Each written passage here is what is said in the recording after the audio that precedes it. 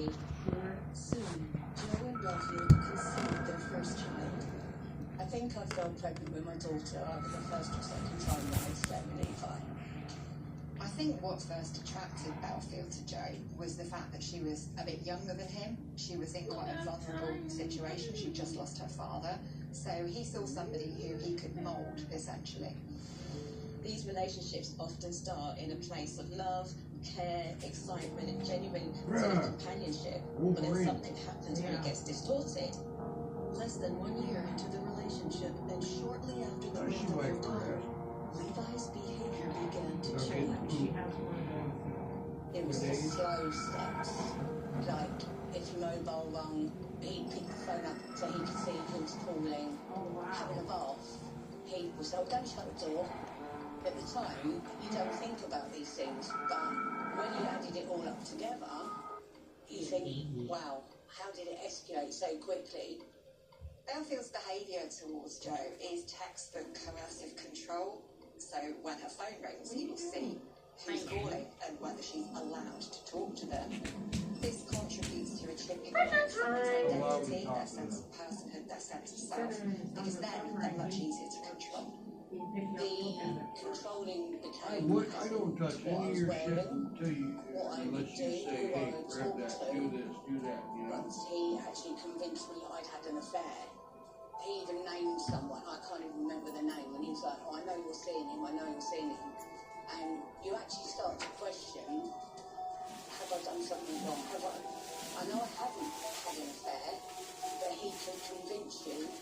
The more I said nothing had happened and I hadn't done anything, the angrier he got. And I think that was one of the first nights that he really exploded. Boom. 1 in 3 women will experience domestic violence. Where do you pull that from? A staggering statistic. We know that this is part of a cycle where we see paranoid accusations, we see escalation in violent behaviour. Okay, we got that. This is much worse. He raped me, he beat me up. He made me sit on a stool in the bedroom with no clothes on for hours.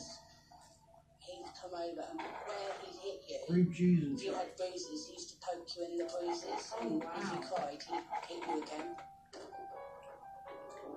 You don't know what to think, because by then, he's already started training your mind to work how his mind works. He is a complete control freak and maniac.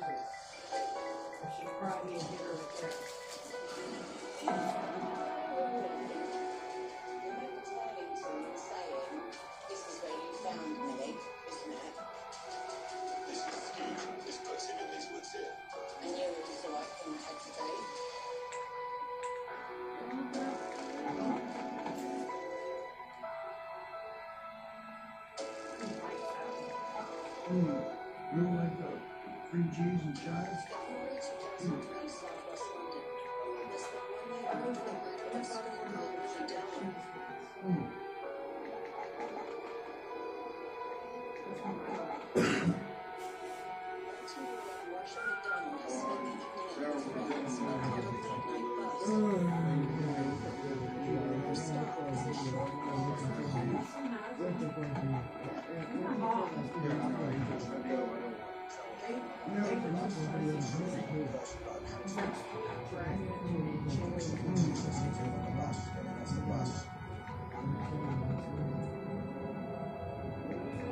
She's about 60 yards from her own front door when suddenly she's attacked. Object, probably some kind of animal. She's hit over the head 3 or 4 times and left bleeding and actually dying in the street. Sadly, she died too much hospital. Law enforcement is shocked that such a brutal attack could take place in their district. From my perspective, somebody grew up in that part of the world. It was slightly more personal to me. In my stomach. I was involved in major crime investigations. Well, this is where I grew up. This is where I went to school. Behind Joel you, was a will. there, Murdered him to do a good job, but I think he was Even more significant is the majority of us on that team lived in South West London. Millie Dowler and Marcia McDonald weren't the only victims. Other local young women were also attacked by someone armed with a blunt instrument. There was an emerging picture, an emerging situation with other young women being attacked. Young women had been hit and they had survived. They had no recollection. CJ sharing this All one. female attacked from behind. What do you mean? We ain't turning it up. I get it all. That bus stop stories, normal buses. It's the same MO modus operandi. She was walking home along this road when she suddenly felt somebody grab her from behind. He pinned her arms to her side and she tried to scream, but a hand was placed over her mouth. We were aware of the very real possibility that one person could be responsible for them all. With the murders of Millie Dowler and Marcia McDonald unsolved, and now a series of vicious attacks on other lone women, the local community was frightened. When people are being attacked, Oh, God. and you don't know who it is or what's happening, and who could be potentially be there. It's only one People way. don't want to go out. They don't want to You be gotta on go their down own. roundabouts, It that, scares go the other people. way if you want to. These attacks really sent ripples throughout the community. There's a real communication that women are not safe. And I think Yeah, within we got that the media backdrop, there. that really does trigger a range of emotions, from fear, You take from them right anxiety, from feeling quite You travel it confused. that way and they would come. The kind of person who would carry out these sorts of What are those attacks things is that someone you who find is that a look like a predator, waffle somebody and who it's enjoys preying on people who are Gas vulnerable. stations is where you can As the community used to remained love on them. high alert, Joe's own relationship with Belfield is also The hell were they increasingly called? strained. He was using his position as a nightclub doorman to slip around and then cool and boast about it to Joe. He liked very young girls who were always queuing up outside nightclubs. He was doorman at, and he could have his pick. I mean, he used to have one particular nightclub. He had a room upstairs he used to take them to. He loved to brag about the different women he'd slept with, or the ones that he'd, as he put it, in the car park or in the toilets. And sometimes you think, well, at least if he's had it tonight, I haven't got to it. But then other times, obviously, it gave him a taste for it, and he would want more.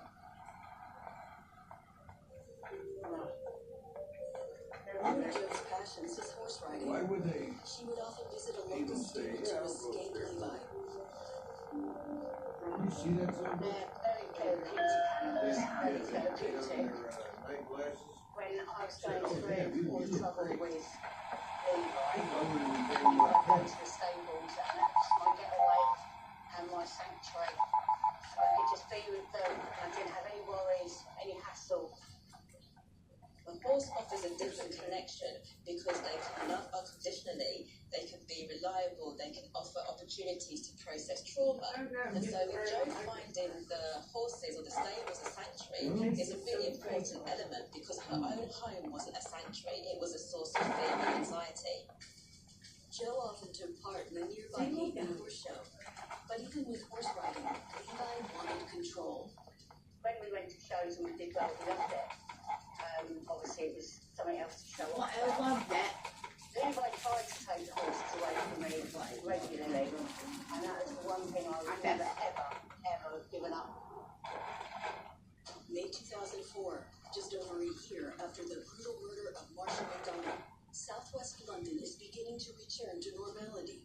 Then, a chilling call is made to emergency services. Where did it hurt? Is this an attempted homicide? If so, is there a connection with the murders of Millie Dowler and Marcia McDonald?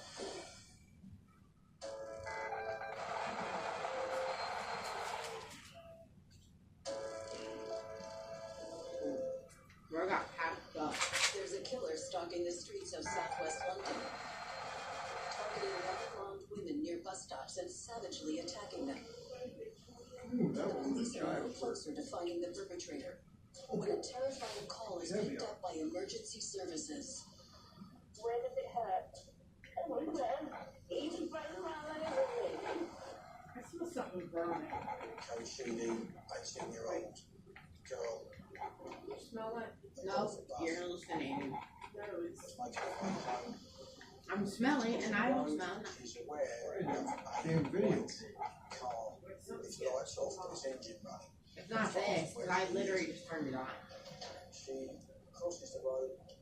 Maybe it's Dustin's every time I go to whip. Dustin's The lights go on, and the vehicle Oh. drives directly at her. Right. Knocks her down, runs her over. He just got his vape thing. It smells like burnt. Yeah.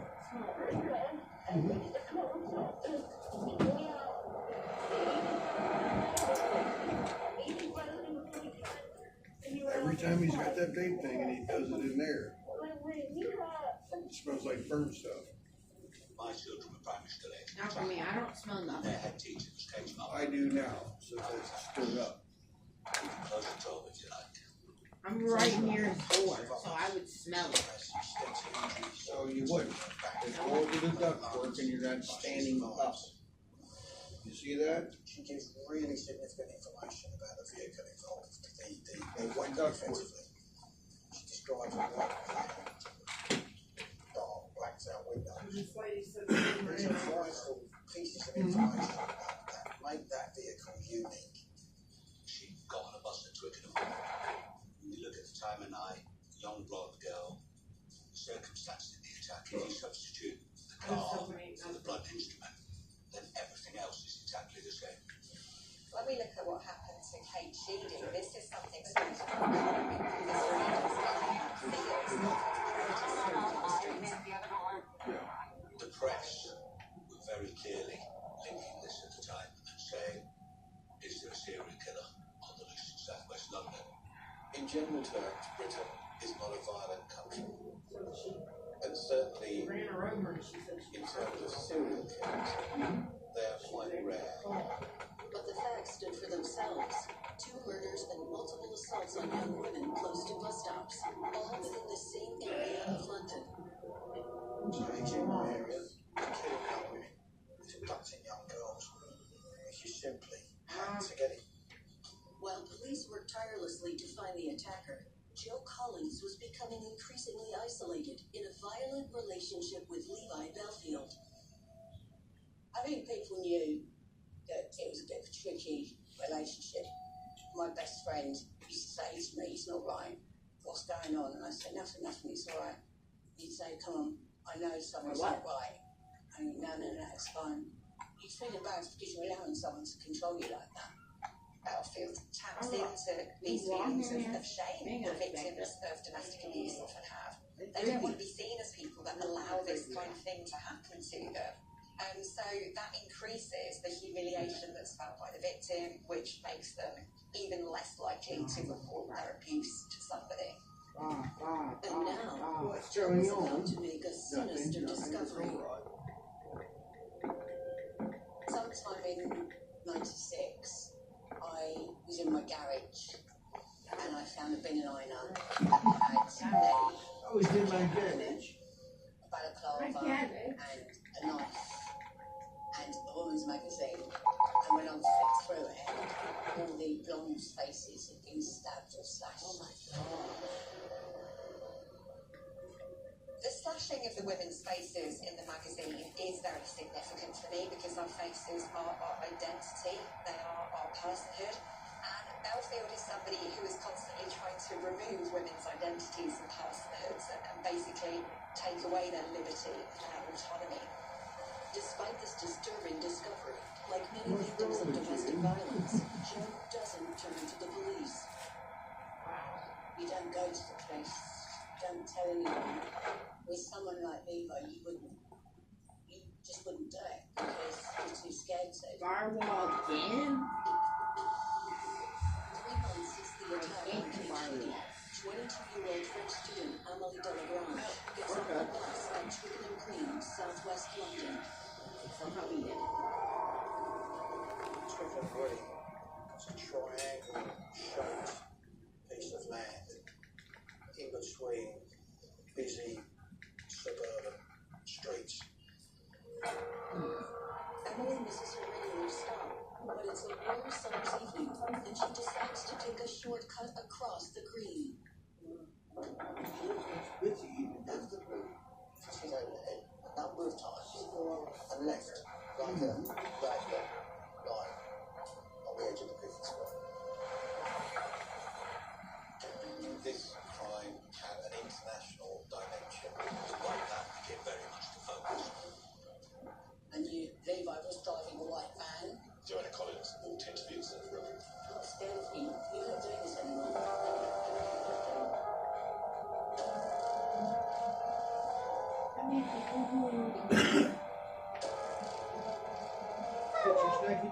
I'm going school. I'm a dime. 22-year-old French student Emily Delagrange has been viciously attacked. She is left bleeding to death on Twickenham Green, southwest London.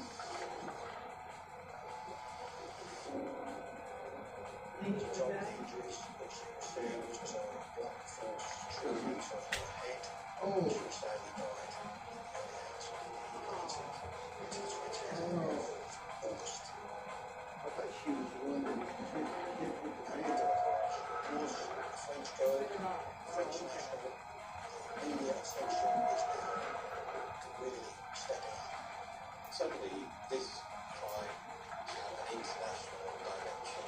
French media descended on London. Where? Emily's parents came over and visited, and their grief was plain to see.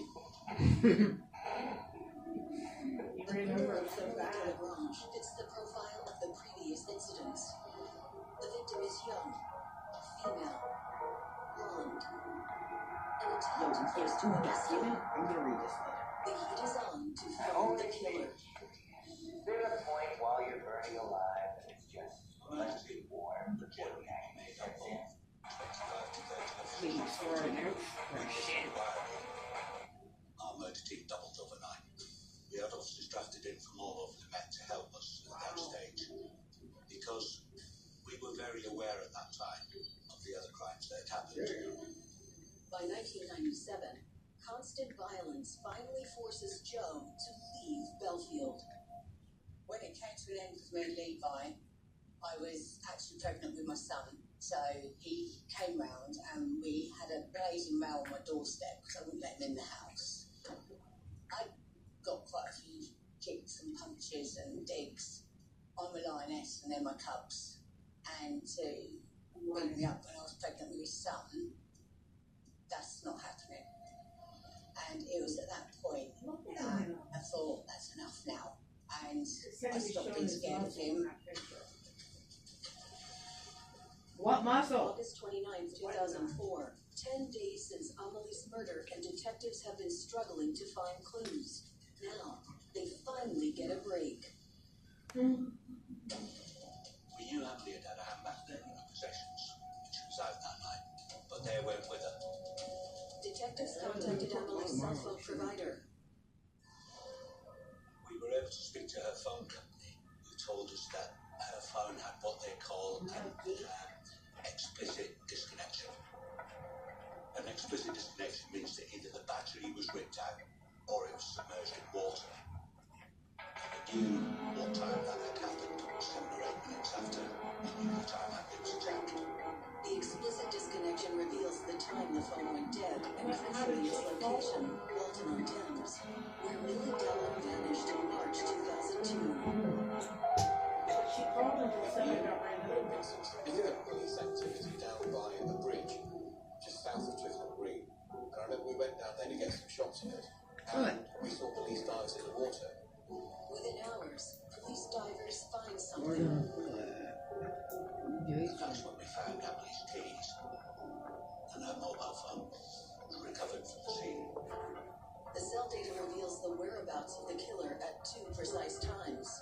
Twickenham Green at 10:06 p.m. when Emily was murdered, and 10:22 p.m.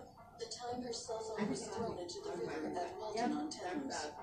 She went back around the chair. So at that point, we knew the person responsible must have been in the vehicle. I tried to pet Because it would have one. She been went impossible away. to get to Walton Bridge at the time of the disconnection unless you were using a vehicle. And he got out the other store. Police review hundreds of hours of CCTV mouse. footage hunting for the killer's vehicle. Finally, they spot something. It's the Lutsky. About 2 A gambit. minutes before we know Emily would have walked across the Want some too?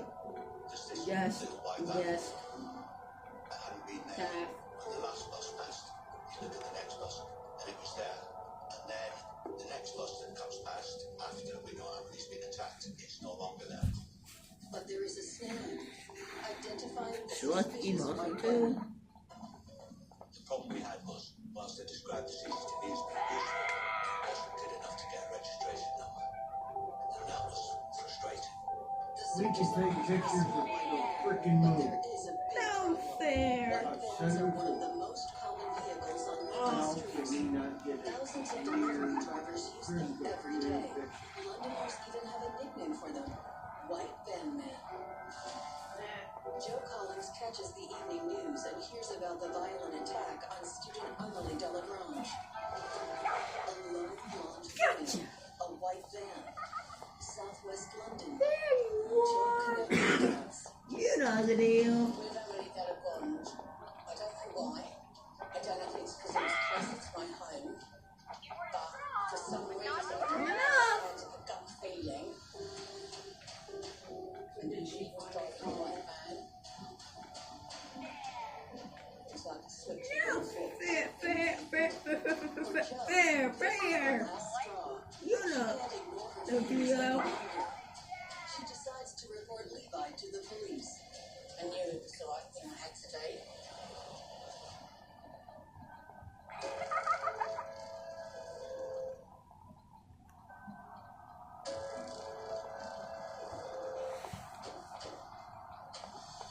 The London authorities are desperately searching for what appears a serial killer stalking Southwest London. The latest victim is You gotta be 22-year-old joking. Emily Delagrange. He's server wiping within 30 seconds. Boyfriend, Levi Look at the clock. 12 seconds left. 10 on the clock. 9, 8, 7, 6, 5, 4, 3, 2, 1800 Malice. Levi Belfield. Yeah, this is Malice King or Queen. I just said to Three, him, I two, think he's my one. boyfriend. He's violent. I have more hours than that. I have like 3 days. He drives a white van. Sorry, And guys. he knows the area. And I think This he's in. must be me. She described the relationship with him, the type of character he was, that raised alarm bells in his violence and his temper spat. But she also told us that he owned a white van. Oh man. Oh good. One, Joe Collins, violent boyfriend, white van. On how to connect Belfield to one of thousands of white Get back here. vans in Southwest Get back here, London. take this. Detective Mark Leach painstakingly searches a database of locally owned white vans. Now, the incident room, I had a number of pieces of information and a number of dockets that were linked to white vans that had not been eliminated. One particular vehicle, not eliminated from the search, catches Detective Leach's eye. It's the first day into your lives. We went to the car dealers, asked them who they sold that vehicle to, and they told us they had sold it to none other than Levi Belfield. The net was closing in on Belfield. With Joe's statement, the police are confident they now have their man. From that point on, Levi Belfield was going to be our target. It's a terror idea for 90 studs. But what we had was So all I should keep circumstantial evidence my distance. with linking his vehicles to the scenes being in the area. We've got really a circumstantial case Nope. against him, possibly being taken away at the right time. That doesn't put a weapon on his head in the middle of the road. The detectives don't have enough hard evidence to arrest Belfield for murder. To ensure Belfield cannot be released on bail, police turn to Joe Collins for a second statement. She details years of abuse, rape, and battery. Joe Collins had given us a statement which was extremely brave regarding the assault, the type of things that Levi Belfield had done to her. That crucial statement meant we could charge him with a really serious offence. It means Levi Belfield There we is go. in prison, in custody, Another gen done. whilst we do this circumstantial case. In November 2004, he may be arrested. These corners. Joe Collins. November 22nd, 2004. Police surveillance pinpoints Belfield to an address in southwest London. Detectives prepare themselves for the raid. You sure it's but we went through the door. And she was hiding. She was walking on here.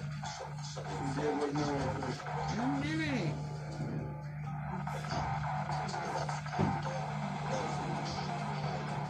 Naked under the loft insulation. Maybe in 2 minutes. So I thought I had 18 seconds. The nightclub bouncer is currently being held at a West London police station. He is held on suspicion of the Chance, murders you of better. Idiot. attempted murder of Kate Sheedy. But the work of proving his guilt to Paris and I used to is the biggest terror idea. Detective Gary Cunningham Guess 666 might actually have a bigger terror idea. Belfield was remanded in custody charged with rapes in relation to Joanna Collins. We then continued building our case against the attempted murder of Kate. This was an older-fashioned police investigation that we had circumstantial evidence. The circumstantial evidence is good evidence. We have enough of it. We have a massive jigsaw puzzle. and law enforcement still has no evidence linking Belfield to Millie Dowler's murder. But under questioning, would Belfield reveal clues connecting him to the schoolgirl's killing? I mean, shit like that.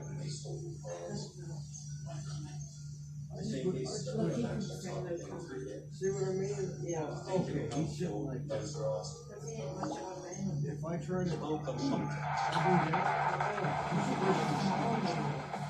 Oh, you gotta be joking. Oh, you gotta be joking. Done. Do something. That's right. I might just finished it. I could see the cops going round in his brain. He was thinking, as I put stuff to him, how am I going to get out of this one? Is this even real? He's so arrogant. I just killed a hallucination. Even then, he thought he'd twist this and beat this. But Belfield's silence doesn't help him. Painstaking CCTV analysis confirms Belfield in the white van in Twickenham. That vehicle not only was it unique to being owned and sold to Nicola Belfield, it was the vehicle at Twickenham Green. And how's it going? Right. Once you have the registration of a whole host of work. And down me. Where's it? It's all right. Who's in that photograph? Levi Belfield. These are I'm about to serve her right. building that case against Levi Belfield. Furthermore, Let's just throw it. Doesn't work. records reveal It's all right. more damning. His cell phone location matches the location of the murders perfectly.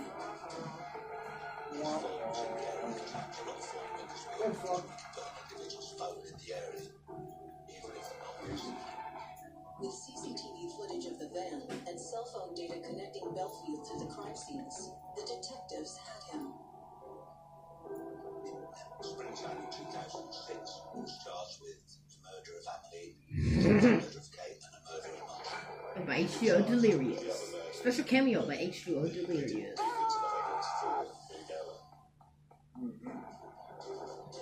After a 3-year murderous crime spree, Levi Belfield has finally been caught. A trial date is set, but will circumstantial evidence be enough to convince a jury of his horrific crimes?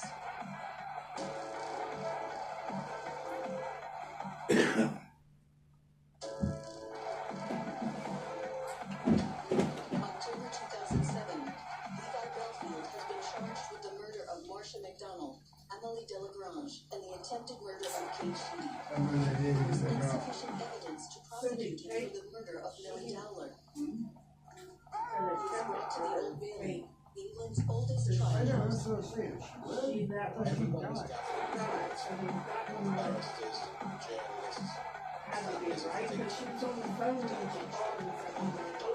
Yeah, but I thought they said that she died in New York. Joe Collins attends. It does nothing to me. Harrowing experiences as Levi's former girlfriend. I remember barrister said to us, whatever you do, don't look at him. But I remember just glancing up with big full eyes, and for that split second, I went back to that woman who was scared stiff with her dog. And then suddenly I thought, actually, I'm not scared of you. You're not doing this anymore. You're not doing it to anyone else either. Jo gave evidence which was an incredibly brave thing to do, to stand right there and say, Bro, this chance is juking me. He thinks it's funny. Why is this such an important form of communication processes and communicate so much? So you can see how in that moment Jo may have felt quite trapped. However, the courtroom may have been a sanctuary. It's a symbol of justice. It may have actually helped give her the strength to actually look her abuser in the eye and actually decide to continue to go forward with holding him to account for his wrongdoings. February 25th, 2008. Evidence linking Belfield to the white van. The cell phone location data and Jo's testimony is enough to convince the jury. Belfield is found guilty of the murders of McDonald and Delagrange and the attempted murder of Sheedy. He is sentenced to life imprisonment with a recommendation that he should never be released. Belfield is in court and he's going to absolutely he's the one who tells the story, he's the one who drives the narrative, and he has to sit I back hate and listen. Jason. Jason is horrible. Doesn't really have any. Attempted murder. Murder, murder, and attempted. huge relief. It was an immensely personally proud moment in my career, my detective career. Belfield was behind bars for 2 murders. But what about the 2002 killing of Millie Dowler? Was he also responsible for the schoolgirl's homicide? If so, a 3rd murder conviction would confirm his status as a serial killer. After further investigation, there is a breakthrough. At the time of the disappearance of my dad, Levi Belfield was living in Coltonwood Place. Coltonwood Place is down a side alley off the road that leads to the train station where Millie Dowler disappeared in 2002. The evidence, again, is circumstantial. There is nothing connecting Belfield to Yatley Woods, the location where Millie Dowler's body was discovered. Or is there? I was looking for something, I can't even remember what it was, that I found. Just a plain white envelope. I picked it up, looked inside, and there were 2 photographs of myself, Levi, and my horse at the Yatley Horse Show. Jo contacts the police to inform them of her discovery. Could her photographs give detectives the hard evidence they have been looking for? The police take Jo to Yatley Woods. Jo would go down horse riding every weekend, past down at Yatley Horse Show. Levi would often come down with her. So I said to Jo, put your boots on, we're going to go for a walk. As I was walking with the police across the common, they asked me if I was sure where I